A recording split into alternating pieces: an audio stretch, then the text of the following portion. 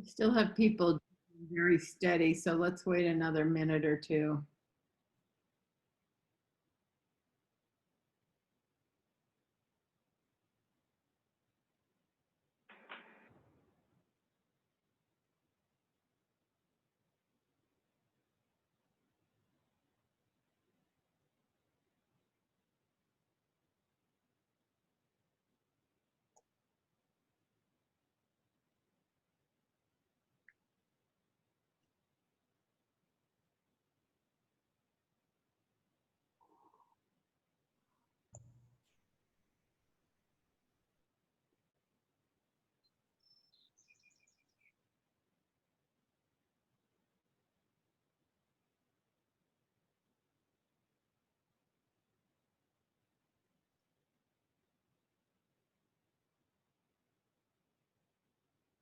Okay, 7:05, should we get started? Yes.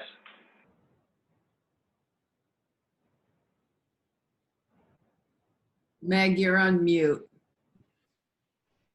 Okay. Welcome everyone to our webinar and thank you for joining. This is part 2 of our 3-part webinar series on why Canadian hydropower is a bad deal for New York, the climate and environmental justice communities. I'm Meg Sheehan. I'm coordinator of the North American Megadam Resistance Alliance, a volunteer-led group of individuals and organizations protecting rivers and their communities and resisting hydropower transmission corridors. I'd like to thank the Sierra Club of Maine, the chapter there, for co-hosting with us today. I'll go over a few Zoom protocols, if I can get my slides to work. First, here's our agenda. You've seen this previously. We'll have speakers from about 7 to 8 p.m. and then a question and answer afterwards. I will be speaking first, followed by Paul Gallay, Executive Director of the Hudson Riverkeeper, talking about why the Riverkeeper withdrew its support for CHPE. Our next speaker is Dr. Bradford Hager from MIT, talking about greenhouse gas emissions from Hydro-Quebec's hydropower. And finally, Tom Ellis from the Solidarity Committee of the Capital District, taking a look at the history of the effort to block imports of Canadian hydropower and why CHPE does not make economic sense for New Yorkers. Little bit of Zoom protocol. We're recording live on Facebook and on Zoom.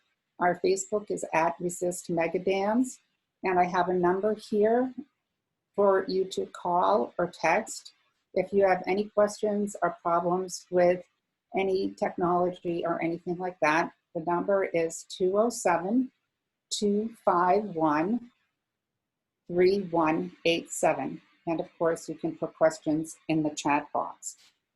We have a document folder on Google Drive that contains the documents and links to the materials that we'll be referencing this evening.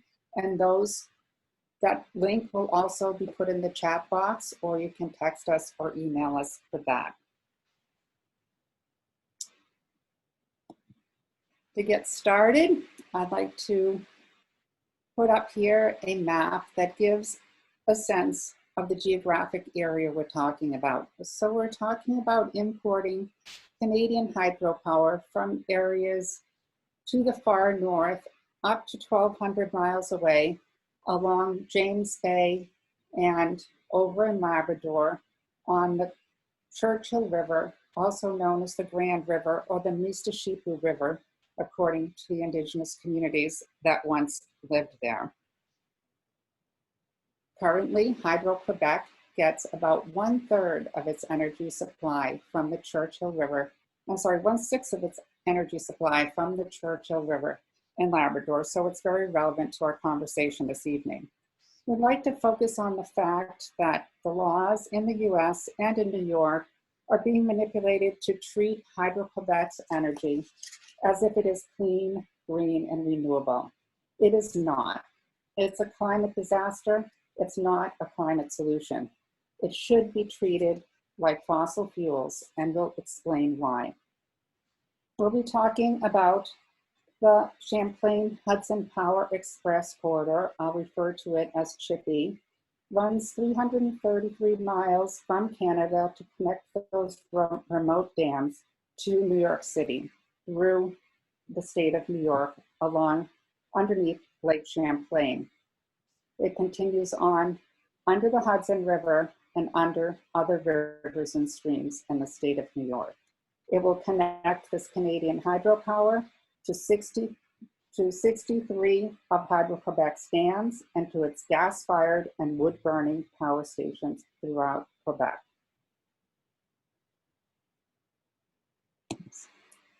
Here's a map showing the route that CHPE will take from the Canadian border to New York City. This is a $3 billion hydro transmission corridor that will be submerged.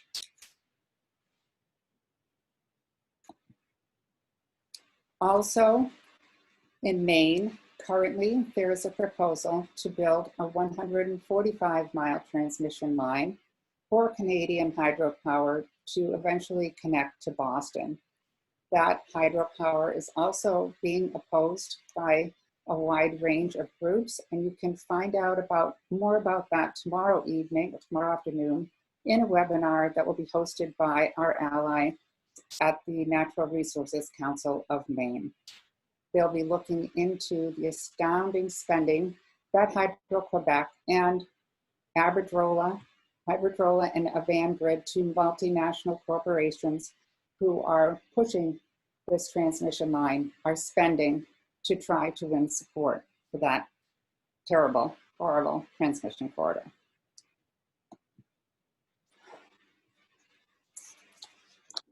Just a note about Canadian hydropower generally. Canadian hydropower is a continuation of 450 years of colonialism and discrimination against Indigenous and Aboriginal people in Canada. Government policies of genocide and cultural eradication continue to this day. There's a story recently that talks about this Indigenous man here who himself was sent to residential schools in Canada that were sponsored by the government in an effort to erase Indigenous traditions.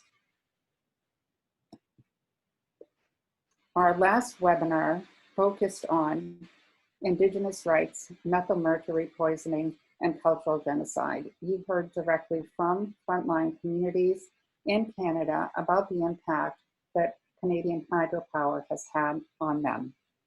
We urge you to take a look at our YouTube video that we made during our 2019 speaker tour throughout the US. It's on our YouTube channel, and you can hear those voices as well. The focus of that film is the Canadian hydropower corridor through Maine. US consumers of Canadian hydropower are complicit in the genocide and the environmental destruction that Canadian hydropower causes in Canada. By consuming this power, we are outsourcing the externalities of our energy use and putting it on the backs of marginalized communities in Canada. The focus of our talk this evening is to follow the money and identify the players in the CHPE scheme. We've got the Hydro-Quebec government, the Quebec government and its agent, Hydro-Quebec. It's important to note that Hydro-Quebec is a government-owned monopoly. The money that is earned by the sale of Hydro-Quebec's power goes directly into the pockets of the Quebec government. Oops, sorry. We also have Blackstone, the Blackstone Group, which is funding and trying to push forward the Champlain Hudson Power Express corridor, as well as the corridor through Vermont, which is called the New England Clean Power Link. Involved in Blackstone is the president, Steve Schwartzman. We have Jonathan Gray. We have Brian Mulroney, the former Premier of Canada. And we also have Bill Moreau, who is a well-known lobbyist and very connected to the Cuomo administration. Together, they are seeking COVID-19 recovery funds for CHPE. They are lobbying Governor Cuomo to issue permits through the Public Service Commission. And together, they are also lobbying Mayor de Blasio to include Canadian hydropower as an offset under New York's clean energy law. And I will talk more about that in detail. Again, Hydro-Quebec is a state-owned monopoly. Its business model is built on building new dams. Its profits depend on exports to the United States. 22% of Hydro-Quebec's income, net income, is from US exports.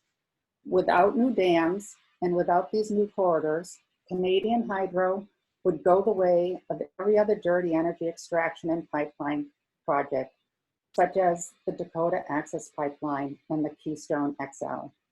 Hydro-Quebec is no better. The Canadian hydro industry is heavily subsidized by the government. Economists and accountants studying the economics of Canadian hydropower refer to it as hydronomics. This is the term for the non-standard accounting practices that allow Hydro-Quebec and other state-owned monopolies developing hydropower in Canada to carry huge debt loads and still have AAA bond ratings that enable them to borrow money. This is an Enron-like scheme. Nevertheless, the Quebec government actively promotes Quebec and the dams as the battery of North America.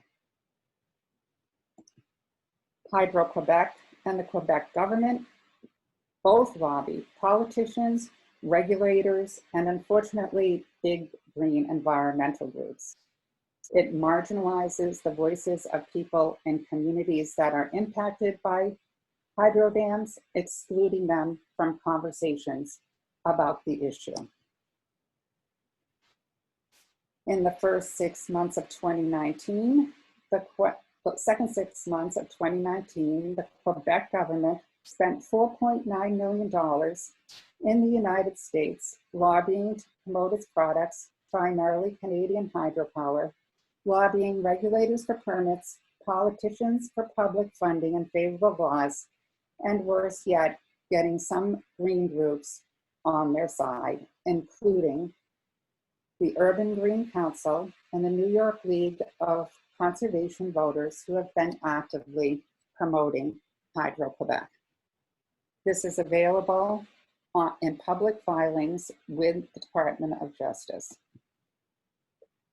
Here's an example of an event that the Urban Green Council hosted, repeating and reiterating the falsehoods about Hydro-Quebec's power being clean and green and coming from existing reservoirs.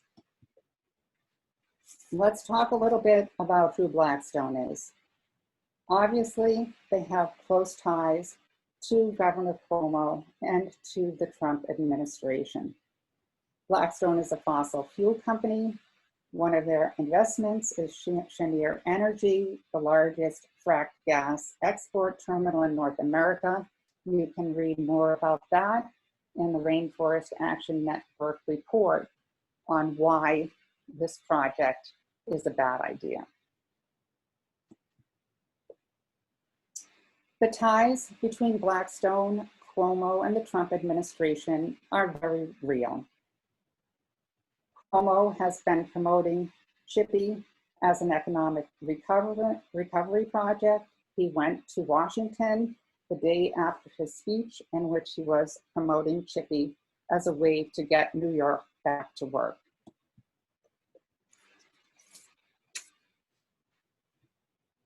Blackstone has managed to get two of its team members, Jonathan Gray and Mr. Schwartzman himself, on Governor Cuomo's COVID recovery response team.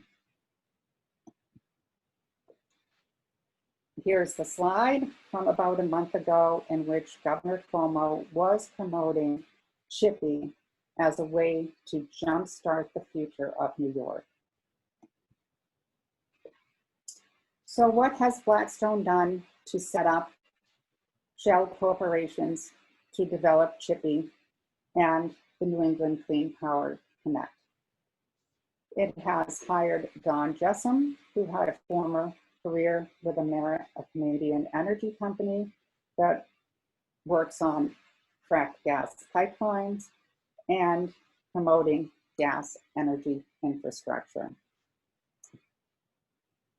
NAMRA has been involved in attempting to develop export corridors and transmission corridors within New York and within Canada, and has had dealings with Nalcor Energy over the flawed Muskrat Falls Dam in Labrador. So it's clear that these corridors are being greenwashed as a climate solution. In reality, these aren't clean energy projects at all, and they're not being done by people with any kind of commitment to climate justice or a green energy future. They're projects by the same Wall Street tycoons and financial advisors and investors who caused the climate crisis in the first place with their fossil fuel extraction projects and their infrastructure projects. CHPE and the other corridors are not about greening the planet. They're about transferring taxpayer and ratepayer dollars to Wall Street and multinational corporations in the form of contracts and fat salaries. I want to focus for a minute again on where this power is coming from. The scale of Hydro-Quebec's dams is mind-boggling. Hydro-Quebec has 63 power generating stations located throughout Quebec and also owns, as I mentioned, the Churchill Falls Megadam in Labrador. It includes gas-fired power plants and wood-burning biomass incinerators that are all commingled in its supply. And talking about the scale, 2 of the dams used by Hydro-Quebec were built in the 70s without the knowledge or consent of the Aboriginal people who were living on the land. 2 of these, the Bourassa Dam and Churchill Falls in Labrador, flood 56,000 square miles. That's the size of the state of New York. They are the 9th and 10th largest dams in the world. Hydro-Quebec's history with Indigenous people in Quebec has been problematic, to say the least. It's currently facing over $3 billion in lawsuits for reparations from Indigenous communities. I'd like to really directly address some of this greenwashing. So we hear time and again that Hydro-Quebec's power is renewable, clean, and green. In reality, anything can be called renewable, clean, and green. But it's clear that Canadian hydropower is anything but. It's not renewable. The rivers, lands, forests, and graves that were destroyed irreparably and forever by 56,000 square miles of flooding, for example, cannot be renewed. The destruction is ongoing because the operation of these tremendous reservoirs, over 1,000 or 2,000 square miles, depending on which, causes flooding and erosion, destroying natural fisheries habitat, wildlife, and entire ecosystems. You can read about this in many, many academic journals. You can listen to testimonials. It is not in any sense renewable to say that when you have flooded ancestral lands, sacred sites, and the environment irreversibly, to claim that this is renewable is a complete falsehood. We'll hear more about the greenhouse gas emissions from Canadian Hydro from Dr. Hager this evening. The Indigenous people themselves have spoken out time and again about this issue. Most recently, I have a quote here from the intimation to the Maine Department of Environmental Protection saying that nothing could be further from the truth in terms of Canadian hydro being clean energy. Oops, sorry.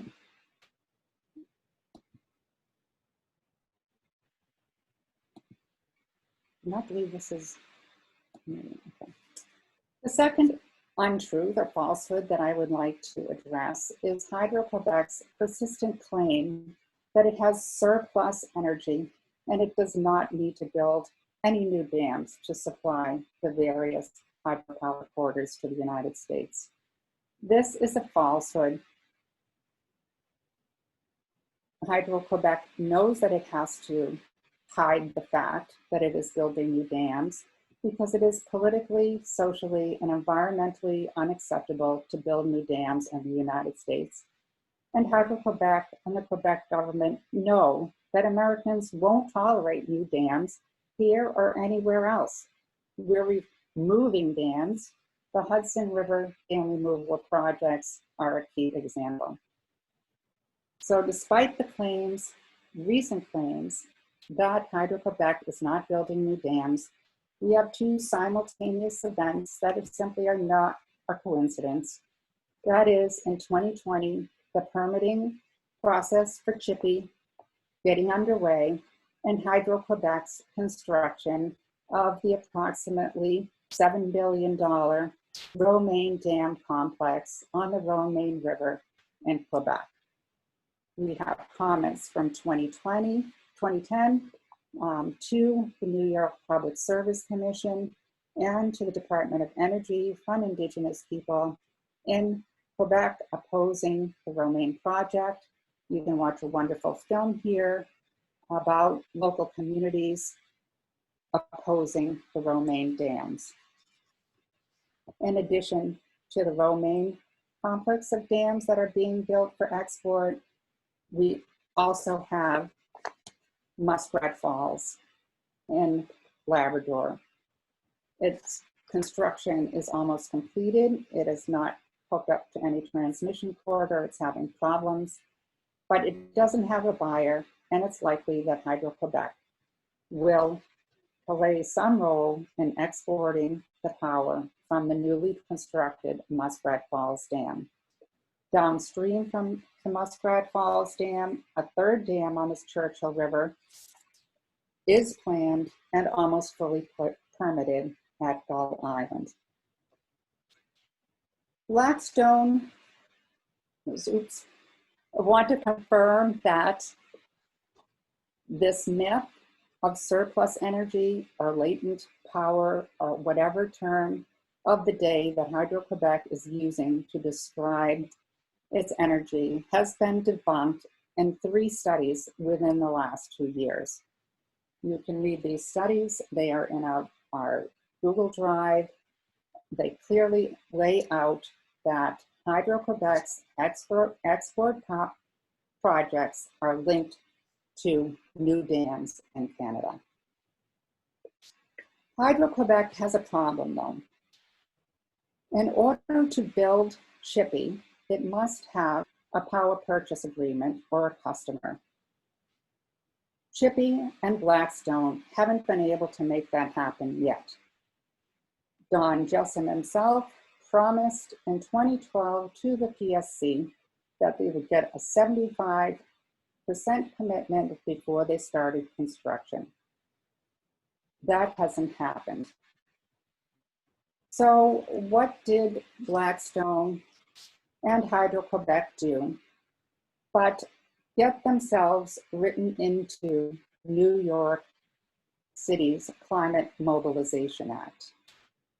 They lobbied successfully to get Hydro-Quebec included as an indulgence. New York's Climate Mobilization Act, Local Law 97, is a great law, very aspirational. It has the goal of trying to reduce greenhouse gas emissions from New York City's buildings by 80% by 2050. Unfortunately, it incorporates 3 market mechanisms that have been viewed by many as very problematic. These are basically get out of jail free cards or indulgences. A polluter, instead of reducing their pollution, can simply pay to buy a renewable energy credit or an offset somewhere else. So the law includes greenhouse gas offsets and defines a renewable energy credit as a certificate saying the polluter who bought renewable energy from a renewable source or from a hydropower resource can buy its way out of compliance with the law. And there is the Trojan horse that consists of Hydro-Quebec's power. The third mechanism is cap and trade, which relates to offsets and renewable energy credits. It's well known and well documented that Blackstone and the Quebec government lobbied to get these terms into New York's local law 97. So how would this work?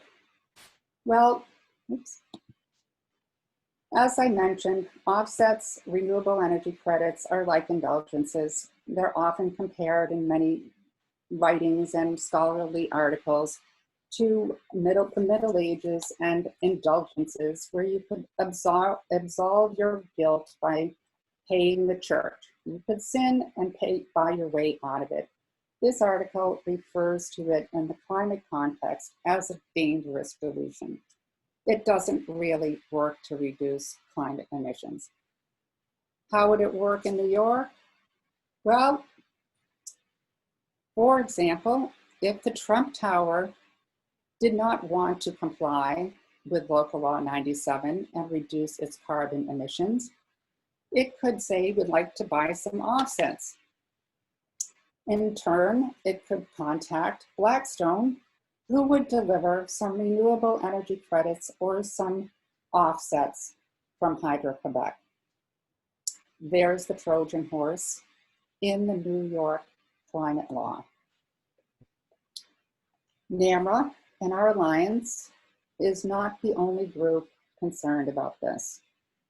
In testimony to the New York City Council in February of 2020, the New York City Environmental Justice Alliance clearly laid out their concerns with the efficiency and equity of these carbon trading mechanisms and the notion that New York City could rely on offsets to achieve emissions reductions.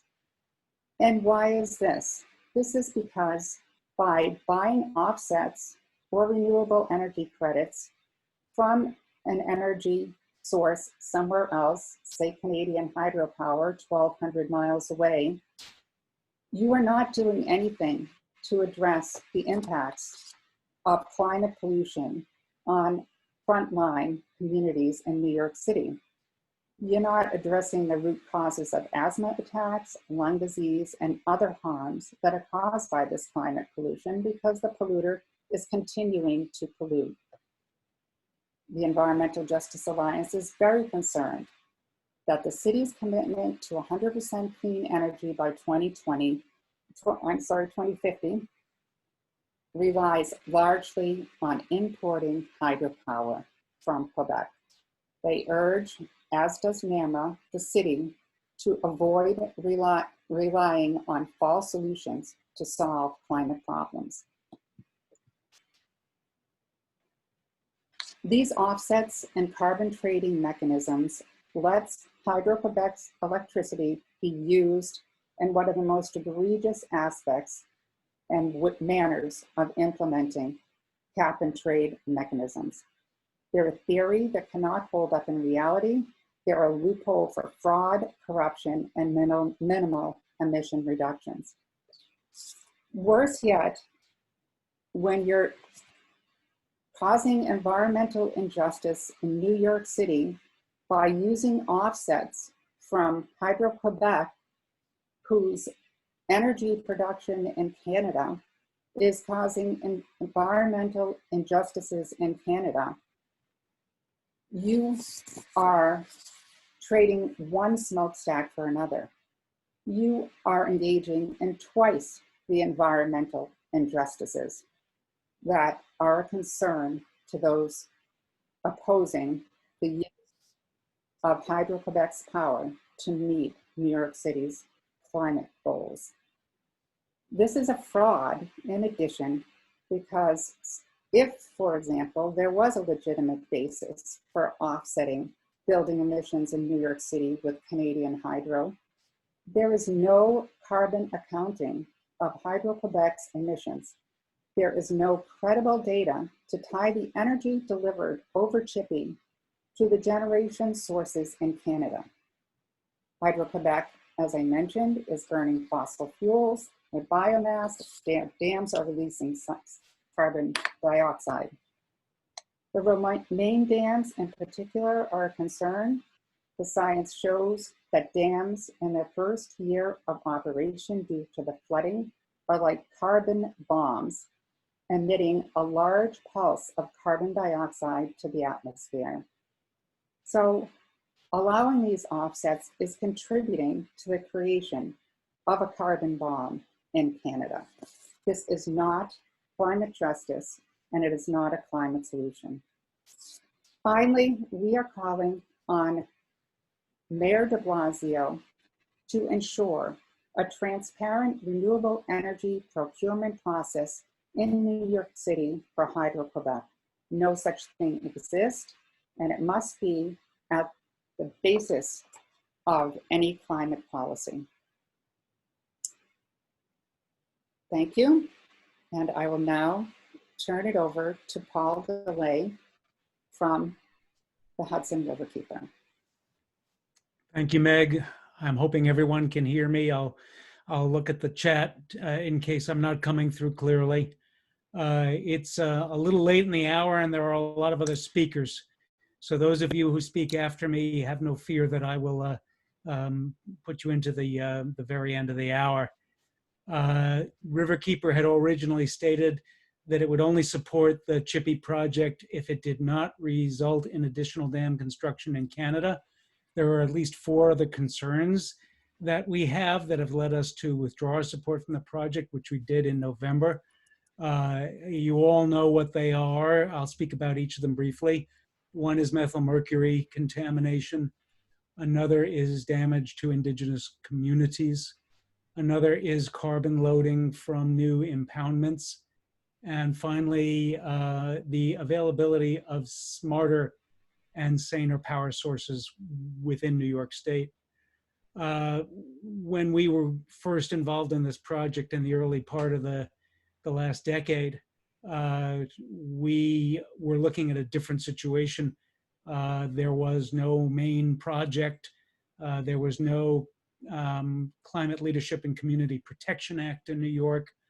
We were very conscious at the time that we were involved in the permitting of this project, that construction of new dams would cause significant adverse impacts to the flow, function, and ecology of rivers and northern boreal forests, which lie in an area where the amount of power produced per acre of flooded land is among the lowest in the world.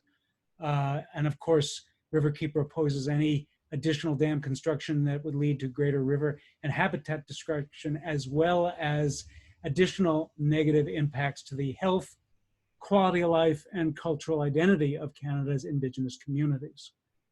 In coming to our conclusion about the increased risk of new Canadian dam construction, we evaluated the amount of surplus capacity that could be available to serve the CHPE project, as well as other proposed sales of power to the US market.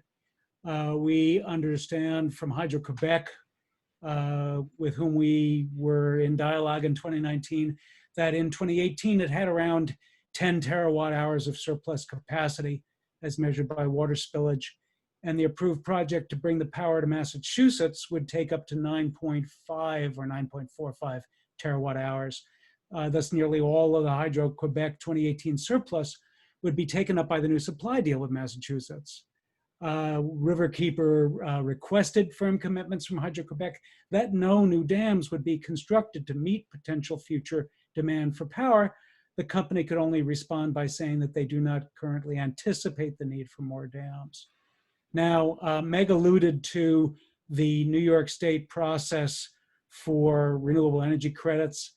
And many of you are aware that last month, the New York State Energy Research and Development Authority and the Public Service Commission staff issued something called a white paper that indicated that a broader set of hydropower resources should be available for these credits. But two key provisions in that white paper are of interest to you all in your advocacy. First, quoting from that white paper, as the Commission explained previously, new hydropower impoundments can cause negative environmental impacts, including methane emissions that may undermine their efficacy as a mitigation tool. And Meg alluded to this, and New York State is admitting it quite directly. And secondly, they said that nothing would be gained from purchasing renewable energy that would have simply been delivered to a different buyer who would instead resort to reliance on fossil fuel fired generation. So if there's no quote unquote additionality to taking the power in New York relative to the amount of carbon burning that occurs in North America, what's the point? The issue of methylmercury, I think, is best summarized from the Harvard University study that came out about a year ago, shedding new light on the dangers caused to indigenous communities when land near their territories is flooded to build hydropower dams. This study of dozens of dams in Canada found that more than 90% of these dams expose indigenous populations to methylmercury contamination, which results from flooding river valleys. Methylmercury contaminates the riverine and coastal food web. It bioaccumulates in the fish, birds, seals, and other species upon which local communities rely. According to the Harvard study, on average, indigenous communities' exposure to this neurotoxin would double after the dams are built and upstream areas are flooded. Now, there is the terrible case of the Nalcor construction of Muskrat Falls, where the provincial government approved using protective capturing measures to reduce the amount of methylmercury that would be emitted from the new impoundment. But the Department of Municipal Affairs and Environment failed to issue a permit in a timely manner, and the impoundment was flooded, or at least flooded to the extent that the capping measures could not have been put into place. And of course, some studies show that the capping measures would have only decreased methylmercury by 1 or 2%. I think it's most important to observe that in addition to these environmental impacts, in addition to the need to avoid damaging indigenous communities, environmental areas in Quebec and other Canadian provinces, the energy landscape in New York is drastically different than it was in 2013 when Riverkeeper first supported the project.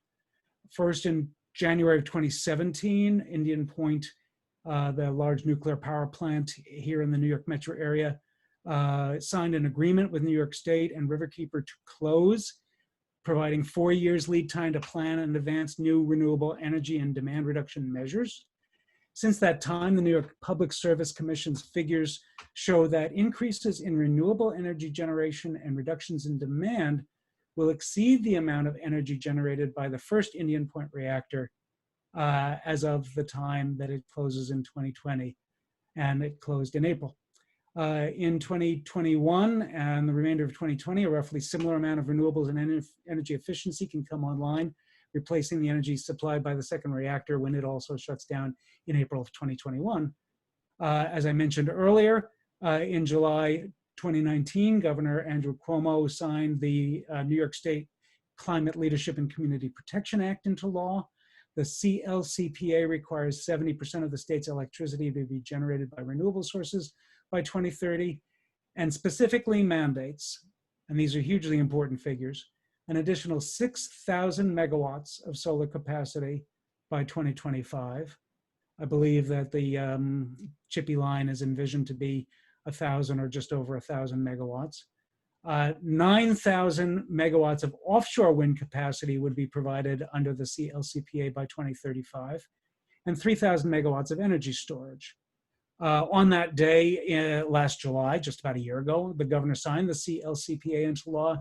He also awarded 2 contracts for offshore wind development totaling 1,700 megawatts.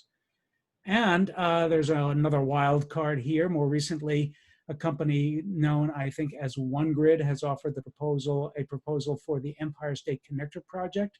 The Empire State Connector transmission line would deliver 1,000 megawatts of renewable energy to downstate New York, primarily solar and wind generated within New York, which would facilitate the construction of new in-state sources of renewable energy and create renewables-related jobs within New York State. Clean resources now in operation or under development can contribute up to 20,000 gigawatt hours annually by 2024, which exceeds Indian Point's annual generation. By 2025, the CLCPA is poised to drive an additional Indian Point and a half worth of solar energy and efficiency savings. And that's before we add another 1,700 megawatts in offshore wind capacity, which the state contracted for last year. Talking about jobs for a moment, and I'm coming to close. Renewable energy, energy efficiency, and battery storage will not only provide well more than twice the energy of Indian Point by 2025, there are COVID-19 economic recovery programs waiting to happen, and a boon to efforts to reuse the state's brownfields, former industrial sites, landfills, and other abandoned or underused areas. And one other recently enacted legislation in Albany provides additional incentives to foster renewable energy projects on such sites. So given these factors and the need for New York to transition to 100% clean, safe, renewable energy to mitigate climate change, and after careful consideration of the potential impacts in Canada of New York taking this power, research and consultation with the affected communities, environmental, government, and corporate representatives, Riverkeeper withdrew its support for the Champlain Hudson Power Express in November of 2019.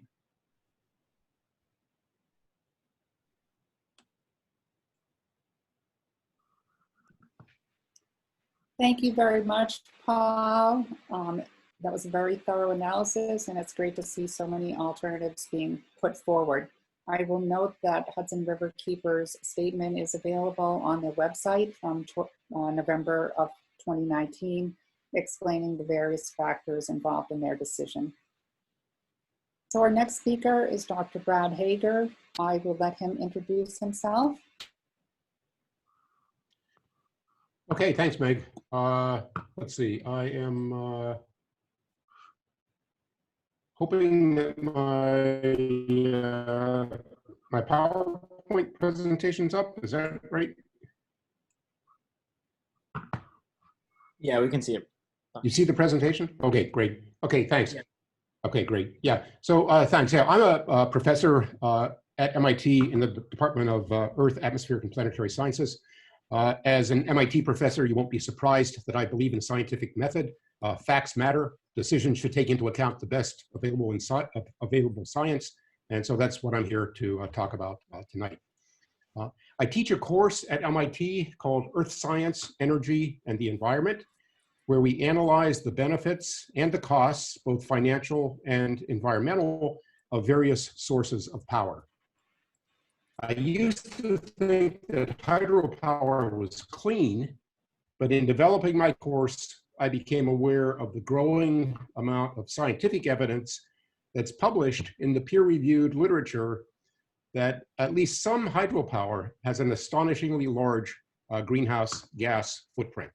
So we're kind of short on time, so I'm going to just give you the take-home points at the beginning, and I'll try to flesh them out, and then I'll hit them again at the end. But the science that you can take home, or I guess you are at home, is that the climate impact in terms of, say, grams of carbon dioxide emitted per kilowatt hour of energy produced, that climate impact of hydro facilities worldwide varies by a factor of 10,000.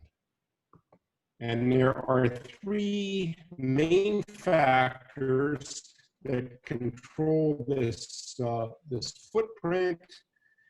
One is the area of the forest flooded per kilowatt hour generated. Of course, that's just like clear cutting it. So it is the same as deforestation. So that has an impact on the carbon footprint. If we acquire hydro from damming narrow, steep valleys above tree line, think Norway, that's clean. And if we develop hydro from damming broad forested lowlands like the Amazon or a lot of the reservoirs in Quebec, that hydro is dirtier. The second factor is the age. I think that's been alluded to, but new reservoirs emit many times, maybe 5 times the carbon dioxide of old reservoirs due to the decay of drowned trees and the disturbance of the soil. It takes decades for these emissions to decrease to their final elevated level. And the third point is that temperature is very important because temperature affects both how many trees you have per acre, but also whether methane is produced or not. And in general, low temperature reservoirs are better, fewer trees, less methane. Higher temperature reservoirs are worse. So if we need to make a decision, we need to evaluate specific reservoirs in making these decisions. And so that's what I'm going to talk about tonight is the power from new Hydro-Quebec reservoirs or old Hydro-Quebec reservoirs. And these emit much larger than the average amount of carbon dioxide, maybe 15 to 60 times what we get from wind power, maybe half to 2.5 times what we would get from combined cycle natural gas. And the other point is that for Hydro-Quebec, because it is a cold reservoir, carbon dioxide is the problem. Methane is not an issue for Hydro-Quebec, so that's just something to take home. Okay. The other point of my talk is that Hydro-Quebec scientists publish a lot of good papers, and the science they publish casts substantial doubt on what the PR branch make challenging measurements of remote reservoirs, and I'll talk about that a little bit, how difficult these measurements are. Typical uncertainties in these measurements are about a factor of 2 because they're so hard to make. But they take this work and they publish some high quality peer reviewed publications, and they've been doing that since 2005 at least. Like the global case, their published carbon dioxide emissions span an enormous range, both from the Hydro-Quebec authors and other authors. I'll show that at least one of the reservoirs is twice as dirty as coal. And I'll spend a lot of time on their best documented case, which is the East Main 1 reservoir, where they've done some very detailed measurements. So these detailed publications and excellent science really conflict with what the corporate claims are that the average that of natural gas. And so where does this number come from? Well, as I'll show you, the basis for this number is an unreviewed report paid for by Hydro-Quebec. In this report, there are no uncertainties given. As a scientist, I bristle when papers' conclusions are given without uncertainties. I can't reproduce the analysis in this report. And in my view, I wouldn't give this a passing grade for a freshman paper. Okay, so we're going to be talking about reliability of the sources of information. And in terms of reliability, the gold standard is peer-reviewed literature. It's not infallible. Reviewers and scientists are human, but it's the best thing that we have available. At the end of my report or presentation, I'll give some important recent citations that are included in the discussion here. There are also some white papers that are put out by various organizations, including one by the International Hydropower Association. And it's not reviewed, but at least you can document where the numbers come from.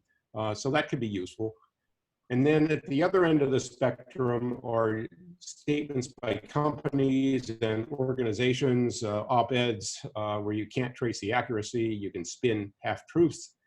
There are lies of omission. And in the end, some of the people writing the editorials are the same ones writing the scientific papers with conflicting results. Okay, before I get into the kind of the nitty-gritty of how this science works, I just want to step back and say that personally, I'm an avid outdoorsman. I have a deep concern for the environment, for the world that we leave our children and grandchildren. Environment's important, climate's important.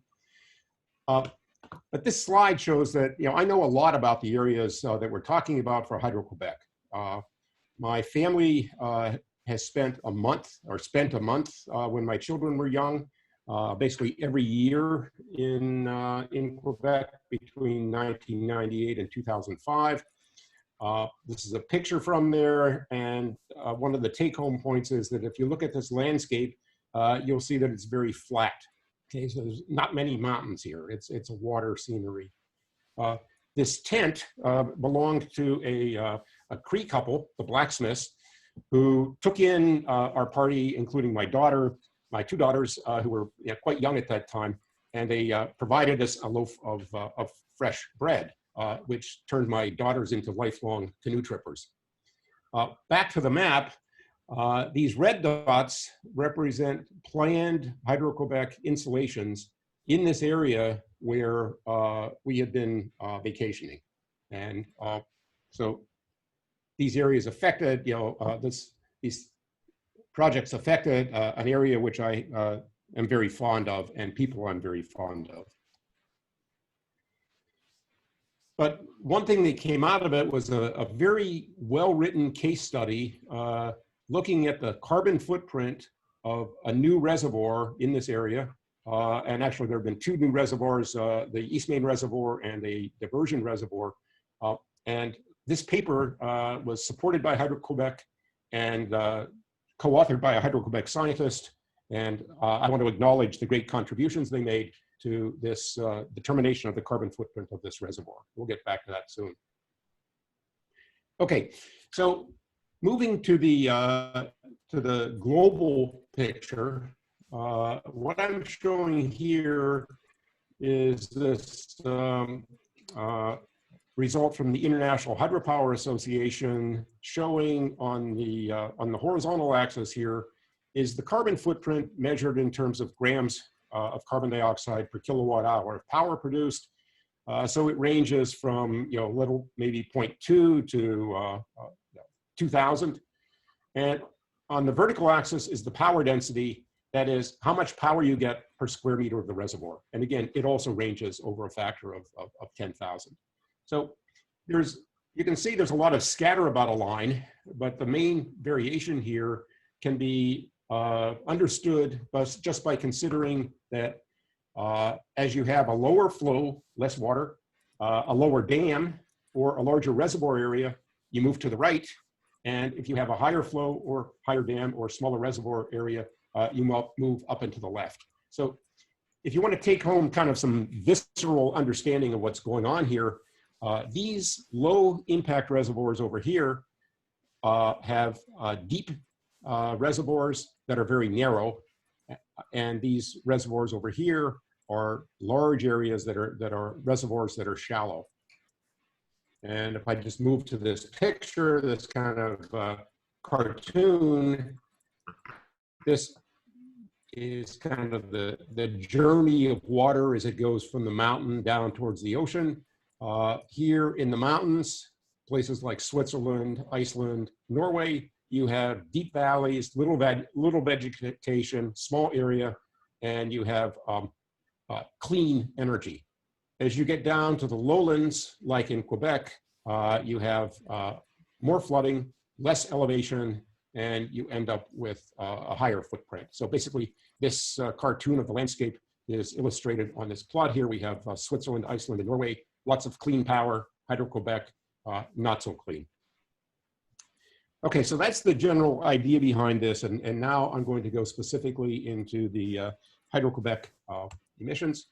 So where do these emissions come from? Well, if you look at the site Clean Energy Jobs for Maine and download the Hydro-Quebec fact sheet, you will see a plot that gives you the greenhouse gas emissions of a bunch of power sources. Don't try to read this. I'm going to go to the next slide. Where does this come from? So here's the plot that I showed in the previous slide, showing the greenhouse gas footprint of energy sources ranging from hydro and over here to gas and coal over here. This figure is just a direct copy of a figure in the report by the International Reference Center for the Life Cycle Analysis of Products. So it comes from a technical report, not peer reviewed. This is the cover page of the technical report. And you can see that this report was sponsored by Hydro-Quebec. So that's where the good numbers are coming from. I'll compare that to other published values. And now maybe you can see some of the lettering here. This is the Hydro-Quebec study on the left. On the right is a very nice study by Scherer and Pfister, two Swiss scientists, showing, going from left to right, the carbon footprint in carbon dioxide per power, going from coal on the left, down through natural gas, through oil, into hydropower, solar, and so forth. Wind is over here. So both studies have ranges of estimates for all of the power sources, except that the Hydro-Quebec has no error estimate for hydro. On the right, we see that the energy source with the largest scatter, which is what this vertical bar is hydro. So large scatter here, we need to get to a specific reservoir analysis to look at this. Okay, how do we estimate the carbon dioxide emissions in grams per CO2 per kilowatt hour? So the first thing we do is estimate the carbon dioxide emissions per day per square meter of reservoir surface. And we can do that either by making a measurement directly of the carbon dioxide moving from the water to the air. So collect the air in a box and measure how much carbon dioxide is in it. Or you can measure the carbon dioxide concentration in the water and calculate the emissions. We need to determine the area of the reservoir, which varies with water level. Because trees are drowned up to the high water mark, that's probably the area to use. We need to determine the amount of electricity generated per year, and that varies greatly depending on the rainfall in a given year. So, Paul just mentioned this 2018, Hydro-Quebec had excess power. They did not have excess power in previous years because, basically 2018 was a very wet year. Other years were dry. If you remember the Oroville Dam in the Sierras that overflowed a couple years ago, a couple years before that, and now it's basically dry. So you know the water cycle. And so we combine these by just getting, multiplying all these things together and get some numbers. Okay, so example variations in concentration of carbon dioxide. This is the East Main 1 reservoir again, the one I've been talking about. There are continuous measurements at the generating station. This is a function showing the amount of CO2 in the water as a function of time. And you can see there's a big annual cycle here, builds up under the ice in the wintertime, comes flushing out in the springtime, and then is at a lower level in the summertime. Of course, that's when it's measured because that's when you can land a float plane on these reservoirs. The bottom is just showing the results of field campaigns coinciding with these measurements. And the point of this is that if you look at these error bars, you can see that there's a factor of 2 uncertainty in what the CO2 emissions are at any given time. Okay, so then just kind of cutting to the chase, let's look at the published CO2 emissions for Hydro-Quebec's 15 largest reservoirs. The published measurement estimates come from 3 different papers. 3 of these papers are based on measurements, and there's also another study based on models. Okay, so the 3 measurement-based calculations are this purple one by Teodoro, the Hydro-Quebec model. There's one by Hertwich in 2013, where a lot of this data came from. And there's one from Scherer and Pfister in 2013. It's notable that when Hydro-Quebec publishes it, they take the generation capacity. That is, if the generator were running 24/7 full throttle. And these other papers actually look at the amount generated. And of course, that varies from year to year because the flow varies from year to year. Okay, so then on the right panel here, I have just put for these 15 reservoirs on the carbon footprints from these different studies. And again, the vertical axis here is the carbon footprint in terms of CO2 emissions per energy generated. Coal is about 1,000. Natural gas, new natural gas is at about 400. Hydro-Quebec's stated value down here in the red line is 17. And so you can just look and you can see that most of these measurements are up here in the region of half natural gas to coal at the beginning of the East Main 1 reservoir impoundment to more than coal for the Bercé-Candiapiscau reservoir up in the northern part of Quebec. And so estimates for that range from say 1,500 up to 2,200, 1.5 to 2.25 times coal. So the question is, how do you average all these published values and come up with a value of 17? So like Lake Wobegon's children, it appears that most of Hydro-Quebec's reservoirs are above average. And Hydro-Quebec has not explained how this can happen. Okay, so yeah, so this is just summary of what I said before. Since we're running short on time, I won't go into that again, but just to say that we need to evaluate specific reservoirs in making decisions, and there's a wide range of variation. So we need to get a good solid number before making a decision. I'll give you references and thank you. And thank you very much, Dr. Hager. That was incredibly informative, and we really learned a lot. Now we'll turn to our next speaker, who is not on video. Tom Ellis comes to us from Albany, New York, where he is with the Solidarity Committee of the Capital District. And Tom, why don't you introduce yourself? Thanks, Meg. My name is Tom Ellis, and I live in Albany. For 40 years, I've worked as a safe energy, environmental health, and peace activist for many groups and coalitions. The Solidarity Committee was formed in 1983 to advance the aspirations of working and retired people for labor union affiliation, peace, justice, and other goals envisioned by the Reverend Martin Luther King Jr. The Solidarity Committee was part of a large international Save James Bay coalition from 1990 to 1994 that successfully blocked construction of Hydro-Quebec's proposed Great Whale River project by pressuring then New York Governor Mario Cuomo to cancel contracts the New York Power Authority had with Hydro-Quebec. Magnificent rivers more than 1,000 miles north of Albany that drain into James and Hudson Bays were saved from being dammed, blocked, diked, diverted, and destroyed for the construction of mega hydroelectricity generating stations. A truly huge coalition emerged that raised public awareness, leading to victory. Since 2010, when CHPE was proposed, the Solidarity Committee has opposed it for the same reasons we fought to protect the Great Whale River and nearby rivers. At a time when climate change and species extinctions are rapidly accelerating, it is vital that we leave intact as much of the natural world as possible in the hope that nature can restore itself. We believe it is insane to destroy rivers.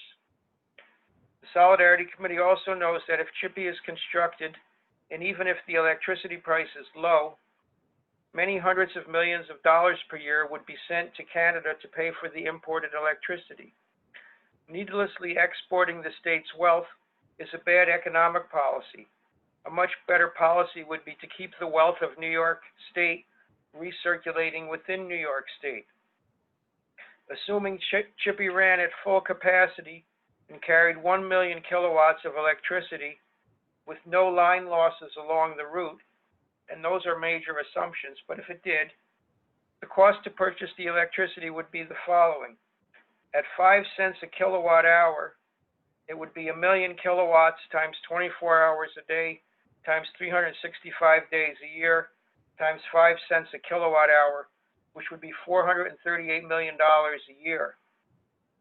If the CHPE power cost 10 cents a kilowatt hour, it would be 1 million kilowatts times 24 hours a day times 365 days a year times 10 cents a kilowatt hour, or $876 million.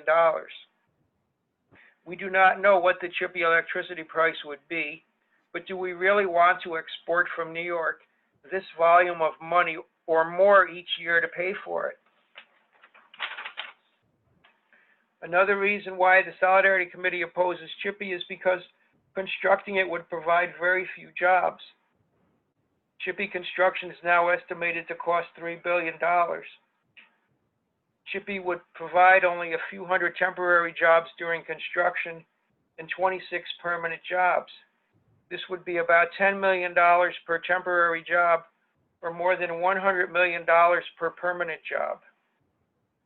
During the 9.5 years he has been governor, Andrew Cuomo has touted job development as one of his top priorities. To spend billions of dollars and get as few jobs as CHPE would produce is the opposite of a smart jobs policy. It is my view that building CHPE is basically throwing away money and throwing away lots of money and getting very little for it. Thank you.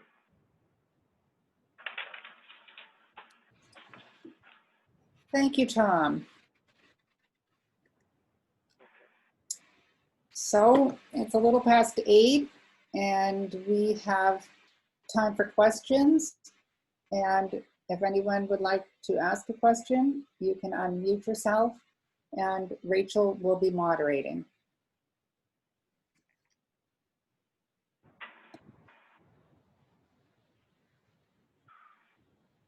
Yeah, hi. My name is Christopher Teig. I'm a reporter with Inside Climate News.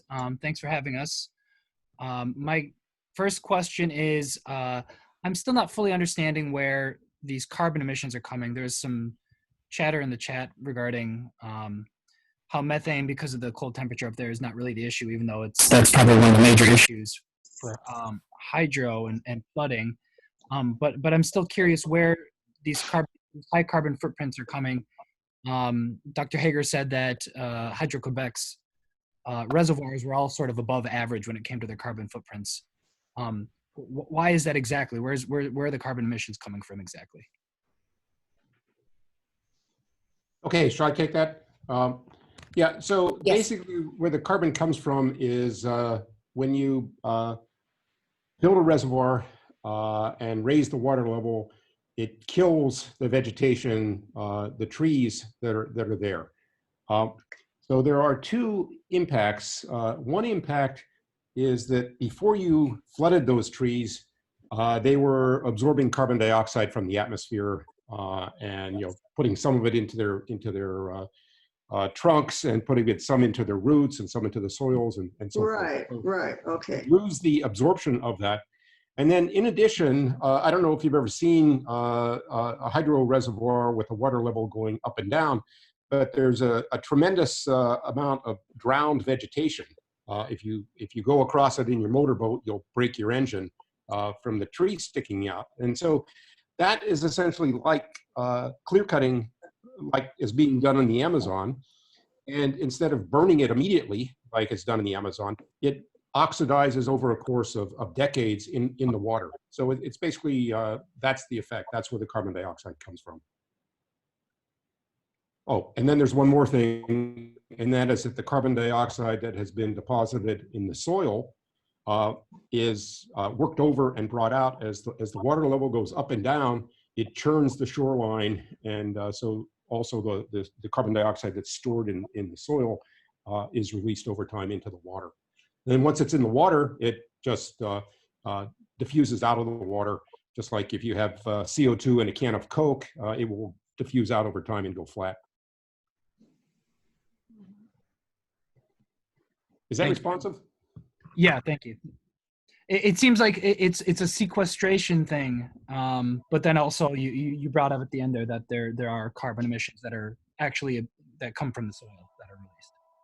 Yeah, and for Hydro-Quebec, they're about half and half. That is, it takes some time for the trees to decay, so that's basically in addition to no longer taking the carbon dioxide out of the soil, out of the air, excuse me, you are emitting it back into the air at the same or maybe a higher rate for a while.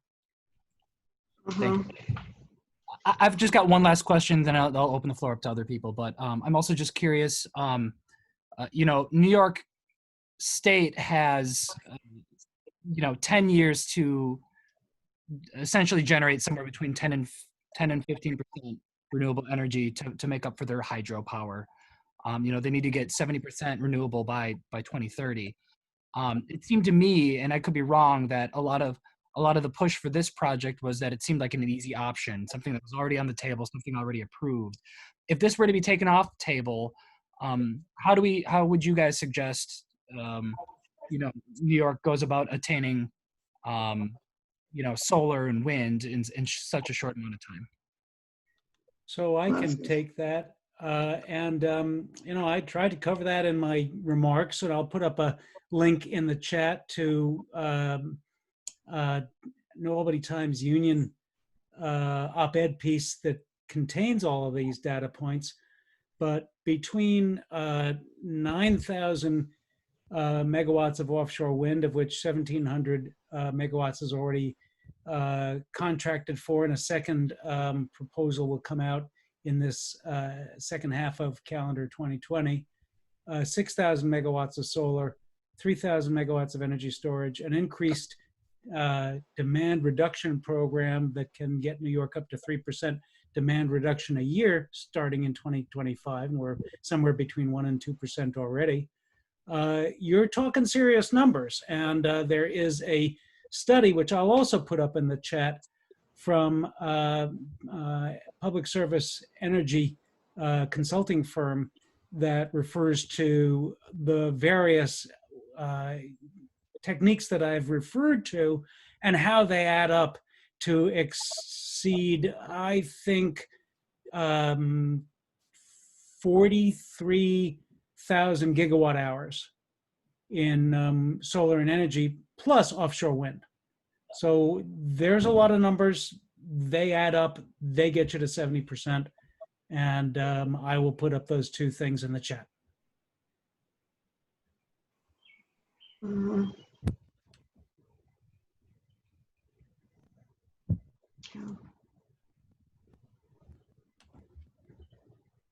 Any other questions? Yes, this is Rachel Mockleff. May I ask a question? Sure.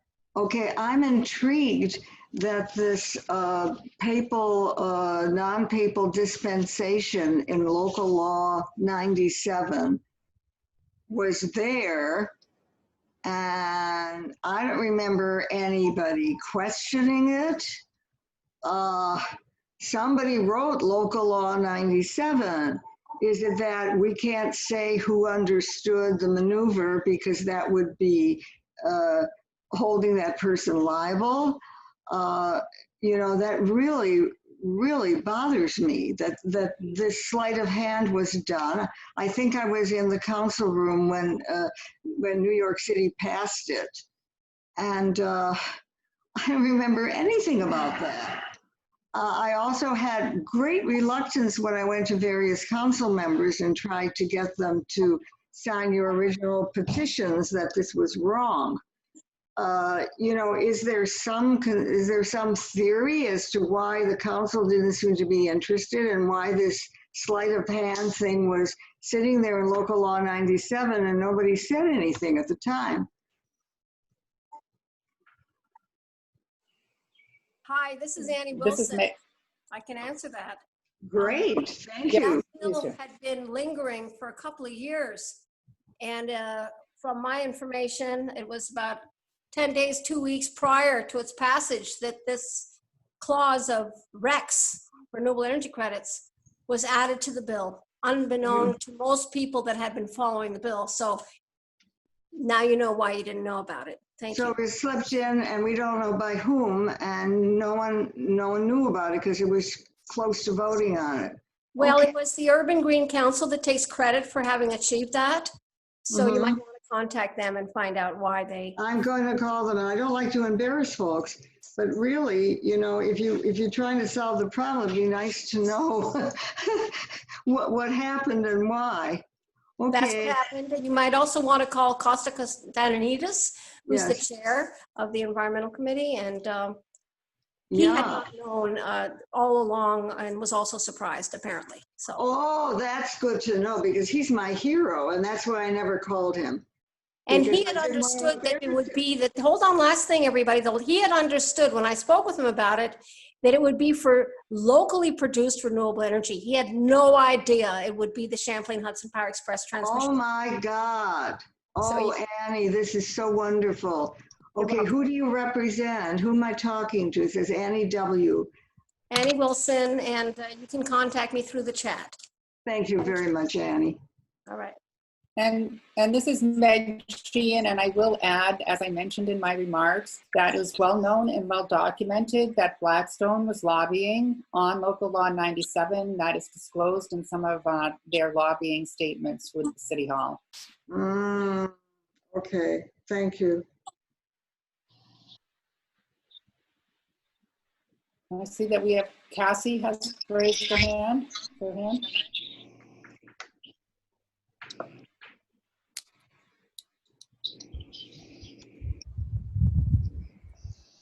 Hi, can you hear me? Yes. Okay. I was just wondering, with the increase of both through Maine and into New York, the increase in power that would be going into New England, how much would Hydro-Quebec be supplying energy? What would be the percentage?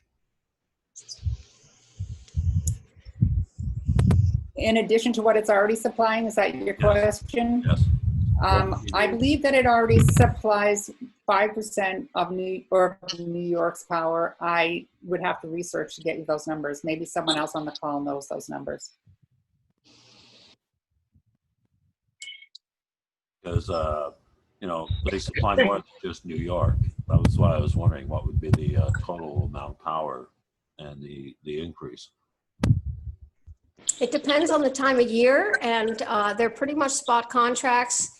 For a long time, it was 50-50. The US would sell to Quebec, and Quebec would sell to the US, winter, summer arrangements. But now there is an increase into the sales from Quebec to the US. So I'm not even sure the 5% is year round. And how many corridors are they currently using to deliver power? The existing grid. There are no new existing corridors specifically for this. They're using the existing grid. And how vulnerable are they? Not at all. Vulnerability is like any part of the grid anywhere, I suppose. Because I know they're dedicated lines. Because I think we have another, sorry. Okay. Oh, We have another question from Regina. Oh, sorry. Sorry, Will. That was Will. Thank you. Thanks. Oh, I'm sorry. Oh, wait, I didn't know who was speaking. may I, do I have I'm a Cree from actually from James Bay, and I did fight Hydro-Quebec during the Great Whale project. Thank you, Will, for joining us. Thank you. I'm Regina Cornwell, and I'm with the Climate Reality Project. I'm concerned about. I think Meg, you mentioned going back or lobbying the mayor to make the changes to not to drop this whole thing. Mm-hmm. And what I'm wondering, I guess I have two questions. One, what about the city council? I mean, the city council, you know, has agreed to this, but they've also included this, you know, this very suspect piece allowing the buildings over 25,000 square feet and, you know, in LL 97 to use this as an out and not to actually improve their buildings and so forth. So what strategies are best to use, or what are the strategies that you're planning in terms of approaching the council and approaching the mayor? And Yes. you know, can we our organizations join you in doing this? You know, in the lobbying to change things. Mm-hmm. Sure. Well, one of the things we're calling for, as I noted in my last slide, is a transparent procurement process within the city for renewable energy. It does not exist right now. And as with offsets and some of the language in Local Law 97, it requires certain types of sustainability standards to be met for Canadian Hydro. And there would need to be a lot of transparency and accountability around making sure that any contract that was signed by the city with Blackstone to supply this energy fully provided for an accounting of the greenhouse gas impacts of this hydro.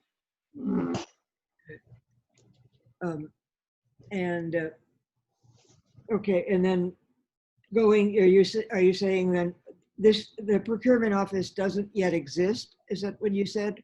Or it is now in existence? There is no procurement process for renewable energy, a transparent renewable energy procurement process within the city. So that's what we're calling for. Sure. Yeah. Okay, then in the meantime, what about the city council? And I don't know what the position is of Corey Johnson and some of the others who've been so, you know, pro, you know, working for Local Law 97 and the whole complex of bills. I mean, this is really screwing it up. You know, these kinds of things are pretty awful. So, I mean, if you have any other comments about, besides asking for this office and so forth, if there's anything else you would like to add to that, it would be helpful for us to take back to some of our some of our organizations. I think she's asking for a process, not an office. Oh, yeah, a process, exactly, thank you, yeah. Well, we would be happy to discuss that offline. I'm not exactly comfortable disclosing our strategies on this webinar at this time. Okay. We are talking with the People's Climate March and others who signed on to the letter calling for climate justice in New York City. And we have a working group as part of that project, and we'd be happy to talk to you in that forum. Wonderful. Okay, if should I put my email address or something, or can I get your email address? Sure, yes, put your email address in the chat box. That would be great. And we can contact you as well. Thank you. Thank you. Yes. Yeah, this is Ken Boone. Can I ask a question? Certainly. Yeah, my questions for Dr. Brad Hager is, like, it was really interesting seeing the claims of the greenhouse gases from Hydro-Quebec and of course where they're actually at. Have you had opportunity to look at the greenhouse gas claims from other districts such as Manitoba or BC Hydro to see what their claims of greenhouse gases are compared to what they actually would be? Oh, yeah.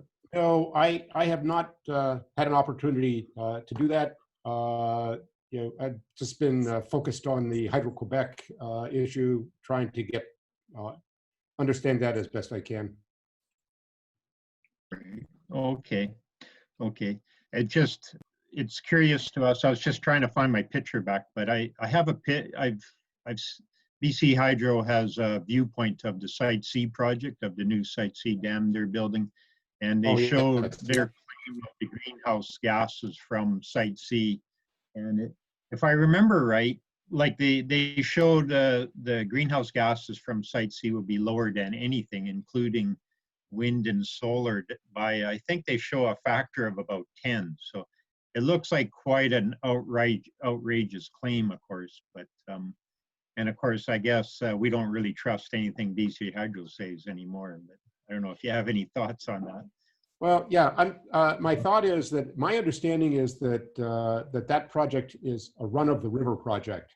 So it's basically, if I understand correctly, is not damming up a lake behind a dam with water levels going up and down, but is pretty much using, there's a small impoundment, which will result in some flooding. But my understanding is that the area flooded for the amount of power that's going to be generated for that particular site is much smaller than it is in typical site in Quebec. And I think the issue there is that it's agricultural land that's being flooded. So it would not have as much vegetation, decaying under the water. So there, I'm sure there are other reasons that one ought to worry about that project, but I don't think that that the CO2 impact would be at the top of the list. But that's my opinion based on just reading Wikipedia articles on that site. Yeah, well, and you are correct. It's not the top dam, the impoundment of the water for multiple years. It is just reusing the water from the upstream dam. So you are correct in that part. Yeah, yeah. Okay, thank you.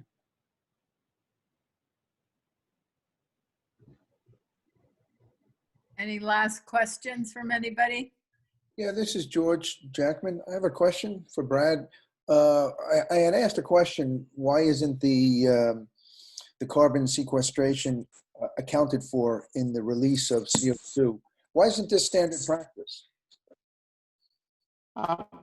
That is just there. This field as a scientific field is kind of just beginning and just taking off, and the people working in it are mainly hydrologists. And so they're thinking more about volumes of water and areas of lakes and so forth. And so that's that idea has not just basically caught on in the literature. Now there are publications that do mention it, and I think it will. And I certainly think that it's very important. And I think that over the next several years that there will be more attention paid to that.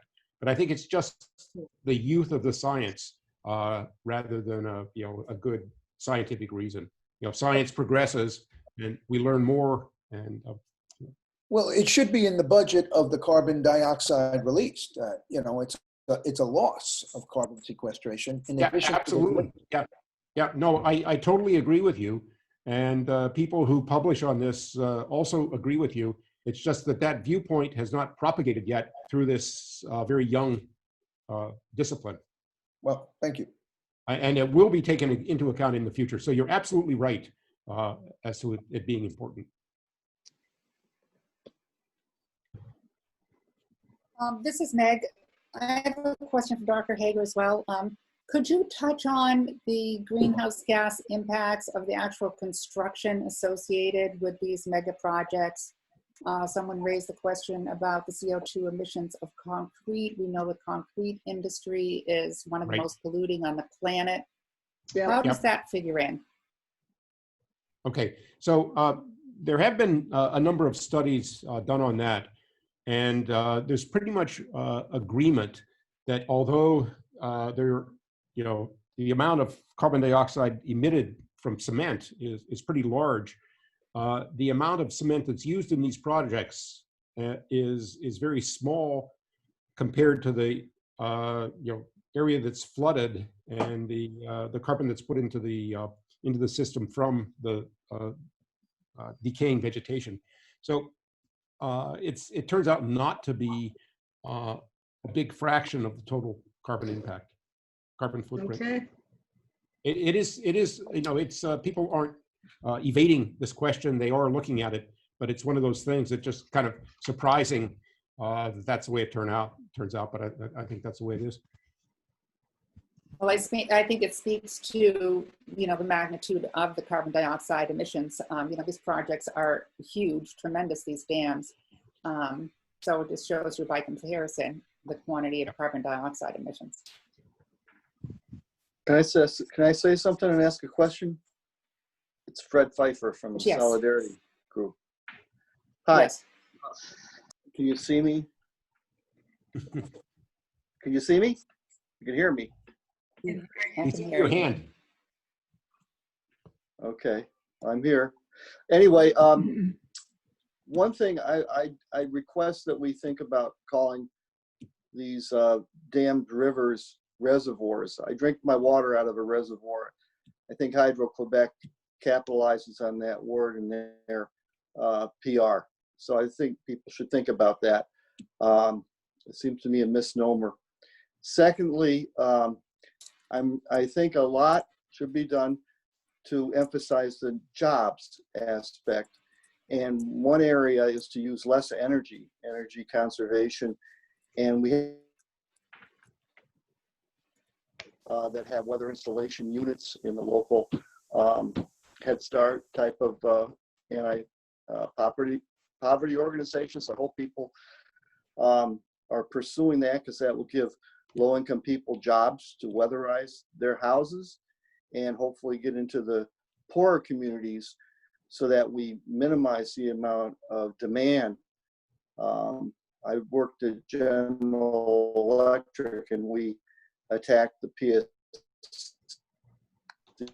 PSD on energy conservation issue and got them to tune up older in the 80s. Other areas, I think geothermal has a great applicability to reduce energy. And one template, because on Earth Day a couple of years ago, we bike rode through Albany. I'm in Albany, New York, to the Dormitory Authority of the State of New York. And their building here in Albany is really state of the art in terms of energy conservation. And I think people should look into that as a blueprint for reducing energy consumption. And one of the things we did when we stopped the James Bay project with a lot of other groups years ago was try to work through the unions, and I don't see why we couldn't work through the chambers of commerce, talking about the jobs issue, because we need to put people to work, and at work, for long term, not just for a short period of time. And I know Tom really had the good statistics out there on the few jobs that were going to be created by the hydro project, the CHPE project. So those are just some of my views. Sorry, they're not really questions, but I really enjoyed the talk and the information I received on this seminar. Thank you. Mm-hmm. Thank you. Ken, do you have a question? Yeah, I'm sorry, I didn't know if you called on me. Yeah, this is Ken Klein from up in Maine, and it's a question for Dr. Hager. I appreciate the explanation of the carbon dioxide emissions. That was really helpful. I guess I'm still a little confused about the discounting of methane. I thought that the USGS, Bridget Deemer, and others had done like a global synthesis paper like in 2016 in which they said that latitude was only weakly correlated with methane emissions, that in fact that the temperature was not a direct correlation in terms of methane. It was more related to productivity and nutrients as an indicator. And I'm wondering, there may be research since then, but I heard Deemer talk last year and she didn't back down at all from that. In fact, was even more adamant about it. So I'm wondering if you could talk about that methane issue a little bit more. Yeah, sure. I'd be happy to. I'm familiar with the Deemer paper, and I can't remember if I put it on my reference list or not. But so yeah, I was trying to compress a lot of information into a small amount of time. So basically, the story with the methane is that if you have a situation where you have vegetation, water, And that water is anaerobic. It doesn't have much oxygen in it. As that vegetation decays, there's no oxygen to turn it into carbon dioxide, and so it turns into methane. So in terms of the disturbance that Diener's talking about, yes, if you're damming up a river near, say, a field that's being farmed, a lot of fertilizer, comes into the river and increases its productivity and increases essentially the amount of organic carbon that's in the water. So that's where the productivity comes in. But in more detail, Hydro-Quebec reservoirs are very well. First of all, they're far away from any source of fertilizer, so that thing is not there. But also because of the freeze-thaw cycle, they're very well mixed, and so you don't have bottom waters that are missing the oxygen, and so all the organics decay into carbon dioxide.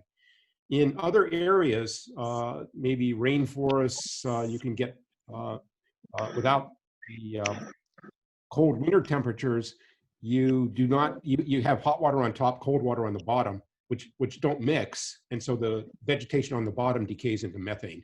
So that's the main difference between what makes methane and what makes carbon dioxide, whether the water column is well stirred or not. And so latitude is not a perfect proxy for temperature, but it's basically the freeze-thaw cycle that is the important thing.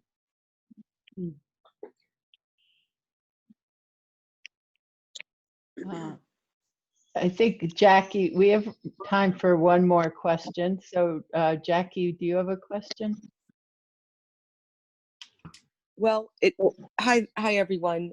This is Jackie from Rockland County, New York. Can you hear me? Mm-hmm. Okay.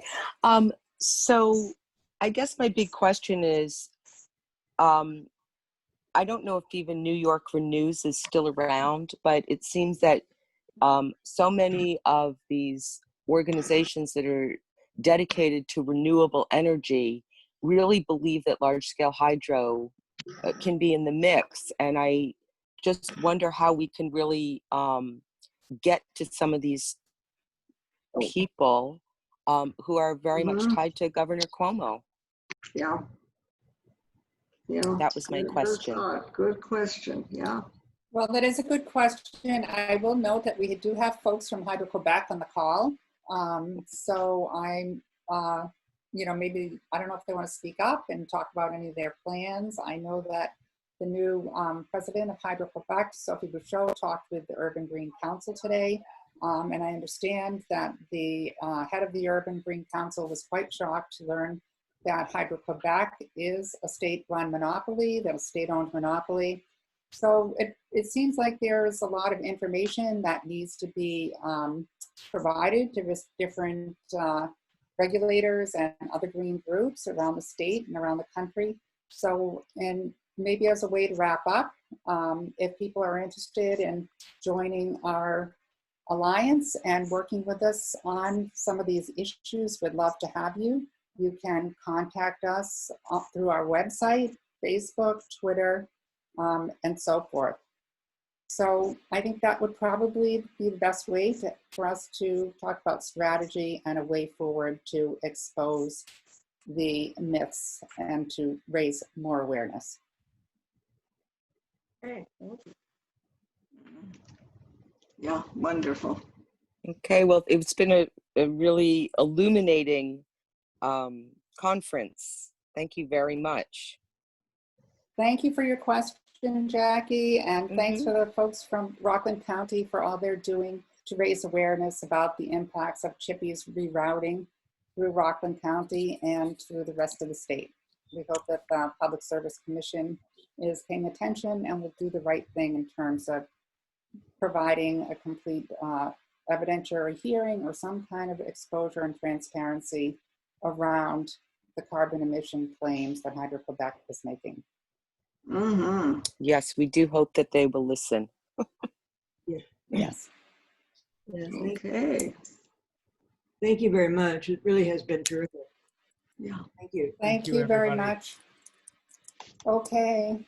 Thanks, everybody. Thank you. Thank you for the great speakers, the wonderful presenters.